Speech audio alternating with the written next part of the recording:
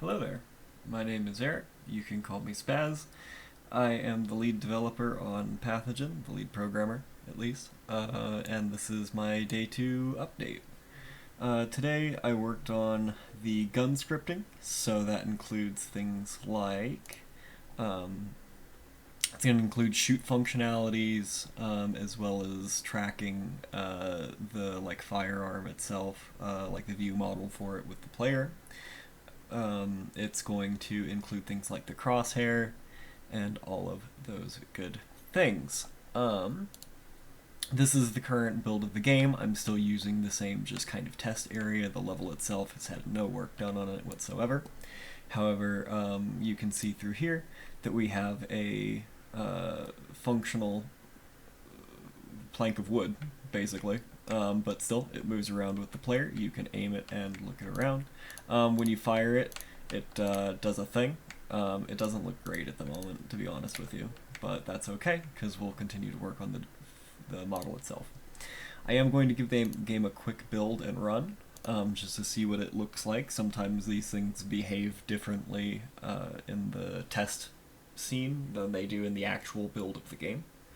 So please give that one moment to load, give it a little bit of patience.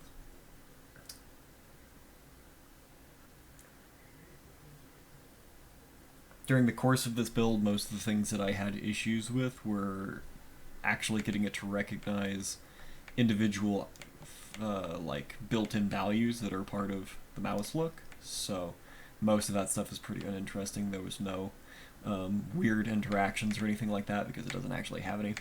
The weapon itself does not have collision at the moment. I don't think I want it to, and you'll also notice that the crosshair it basically exists within the world. It's not something that exists on the player's heads-up display or like a screen or something like that. If you were to be another player within this world, you would actually see a crosshair just floating in front of the player. That doesn't matter so much for us, simply because this is a single-player game. And that kind of thing can be changed. I don't know how other games, like online shooters, actually handle rendering that kind of thing. I'm wondering if that varies from game to game, but either way, it's something we can work on in the future. I look forward to getting assets from you guys for importing into the game. That's one more thing down. There's no projectile itself. There's one floating around here somewhere. It's basically just a sphere at this point. This weapon does also have built into it an ejection feature where it will eject cartridges out the side. I just don't have any model loaded into it, so when you fire the weapon, it does actually have a spawn point for generating cartridge or spent shell models, and will eject them out the side.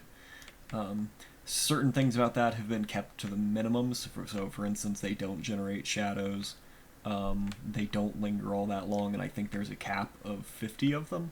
All those things are just to help with performance. They can obviously be modified. Other than that, I think that is the end of today's video.